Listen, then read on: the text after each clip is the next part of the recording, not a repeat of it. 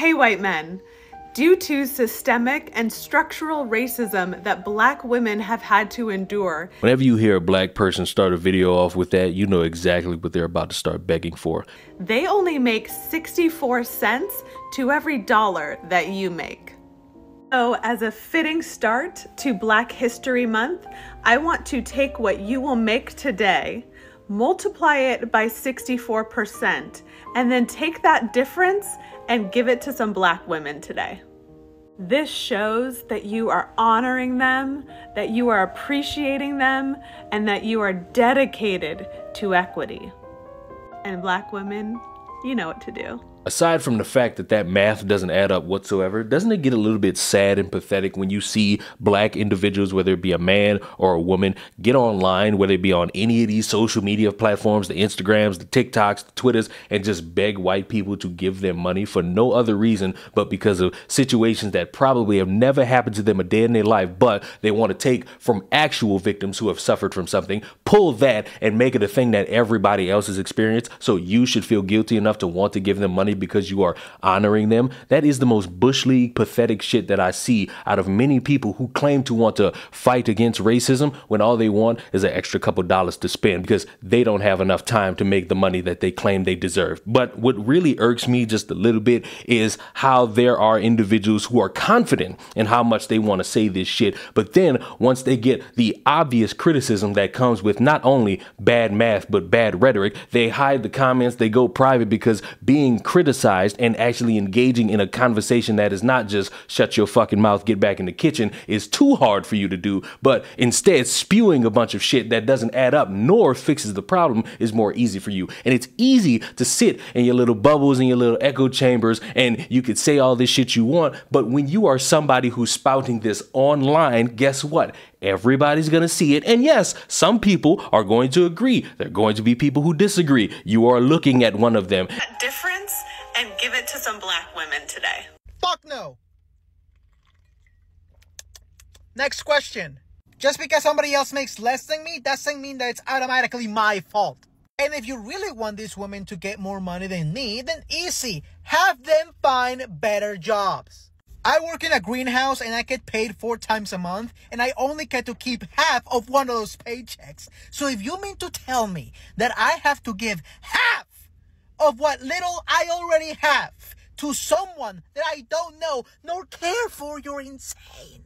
And you could get 1,000 white men who work all these different jobs, from being a janitor at a high school to being a top line computer engineer. And you could take all their money that they get from one paycheck and you could give it to 50 different black women. Guess what? Any problem that exists in the black community for black women will never go away. It will just be extra money in a bunch of random people's pockets. You did not solve anything. You're just greedy. You're money hungry. Just say that. Just say you want money from people and maybe somebody will give it to you. I'll do it to start. Hey, I just want money. I don't have a reason. I don't have something to make you feel guilty to give me money. Just give me the money. And what will I do with it? I'm going to rub my cankles with it because that's more productive than just getting online and saying, hey, because of systemic racism, I make less money than you. And the way to solve it is for you to give up your paycheck so that I can have your money, so that I can feel validated for being a strong, independent, bodacious black woman in the year 2024. That is pathetic bush league, and whatever conversations you want to have to fix the world, go away, because it makes you look money hungry. It doesn't make you look sincere. It makes you look pathetic. And again, for the people who will sit here and say, oh, maybe it's satire, or maybe she's making a joke out of it. Well, if you were so confident in being able to make a joke out of it, you wouldn't be privating your comments and your entire TikTok account where this shit started. You would instead continuously make a joke out of it so that people could laugh, some people could get mad, and some people could have a fun time interacting with somebody who could be comical. But because you didn't do that, you now inspire a bunch of people to see you, laugh at you, and call you broke because you're somebody begging for money. You may have a lucrative job, but guess what? People are going to look at you and say, you're a broke ass person because you're going online begging white strangers for money because you're not making enough in your eyes. It's sad, pathetic,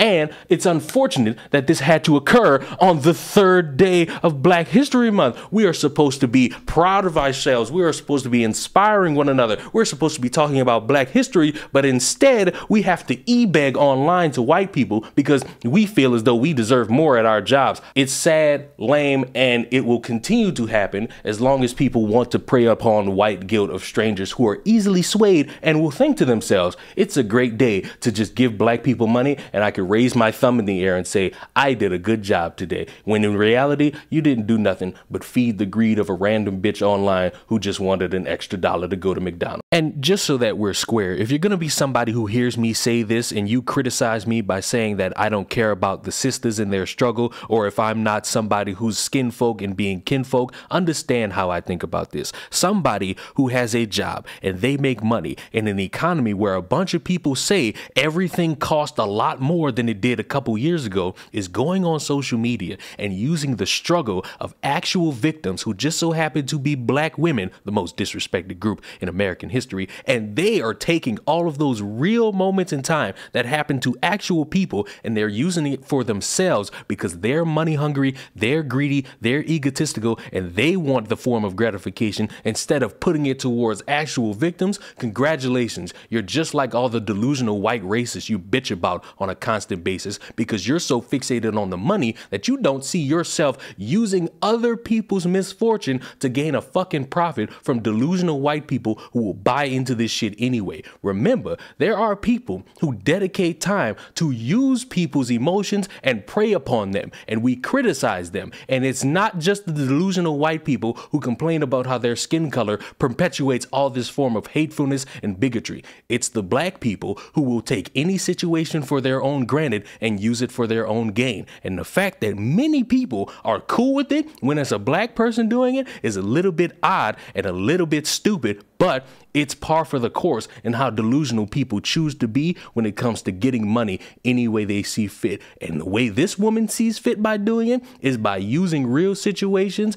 and saying, hey, white person, give up 64% of your paycheck in an economy that's not favorable to anybody right now if you listen to these types of people on social media. This, along with my favorite type of people going around and using any example necessary to shill for their course on how to stop racism, and all anyone has to do is give up their money to some random person who's just gonna bitch at them about something anyone can do for free. White niceness as a tool of white supremacy.